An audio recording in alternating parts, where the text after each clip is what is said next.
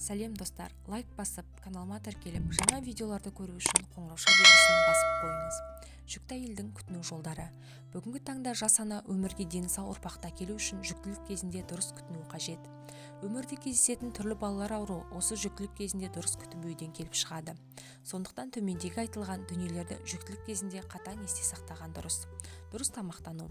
Баланың дамуына оң әсер ететін дәрумендер қажетті мөлшерден аз болмауы қажет. Ол үшін В1, В2, Д, Е және Ф дәрумендерін тұтынған дұрыс.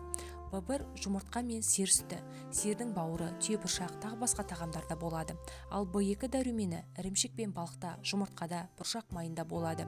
Д өсімдік майы, сиыр еті, балық, жұмыртқаның сарысында көп болса, Е дәрумені сиыр сүті мен балдыркөкте, өсімдік майында болады.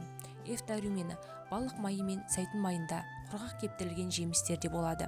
Сонымен қатар, бұл кезеңде құрма жемісін көп тұтынған жөн, себебі құрмада жоғарыда айтылған дәрумендердің көпшілігі бар. Көңіл күйдің тұрақтылығы.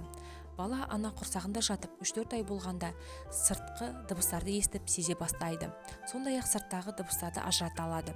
Баланың дұрыс дамуына ананың көңіл күйі мен жайлы мінезі, отбасындағы бірлік пен береке, жылы қарым-қатынас тікелей әсер етеді. Жүктілік кезінде әйел адамға көп ашулануға, жылауға және ренжуге болмайды. Аяғы ауыр ана күнделікті тұрмыста мейірімділікті, сүйіспеншілікті және бауырмалдықты қажет етеді. Сол себепті құлақпен тыңдаған, ауызбен айтылған және көзбен көрген жақсы сөздер мен әрекеттер құрсақтағы бала үшін маңызы өте зор. Дәрігерге тексерілудің маңызы. Жүктіліктің 6-шы аптасында гинеколог дәрігердің тіркеуіне қабылданған дұрыс.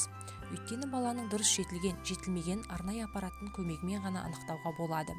Жайшылықта бала дұрыс дамып келе жатқан сияқты көрінгенмен, әртүрлі дерттердің де болуы ғажап емес. Жақсы жабдықталған арнайы мекемелерге де қосымша қаралған артықтық етпейді. Тазалық сақтау. Жүкті әйел тазалыққа аса қатты мән бергені жөн. Жеке тазалық пен үй тазалығына немқұрайлы қарауға әсте болмайды. Әсіресе жеке гигиеналық тазалықты қатаң ұстау қажет. Үйдің ауасын күніне бірнеше рет тазартып тұру мен таза ауада серуендеуді күнделікті дағдыға айналдырған дұрыс. Сонымен қатар үй жануарларын ұстамаған дұрыс және бойдан жаман әдеттерден де тыйылған дұрыс. Шылым шегуді, ішімдік пен газдалған сусындарды ішуді тоқтатқан абзал. Қимыл әрекеттің пайдасы. Көп қимылдағанда бала өз уақытымен дамып жетіледі. Ал егер қимыл әрекет аз болса, іштегі бала өз қалпынан тыс өсіп, толғақ кезінде біршама қиындықтарға ұшырайды. Қимыл әрекет аз болған әйелдердің толғағы ұзағырақ болады. Сондықтан әр кезеңге арналған арнайы дене жаттығуларын жасау қажет.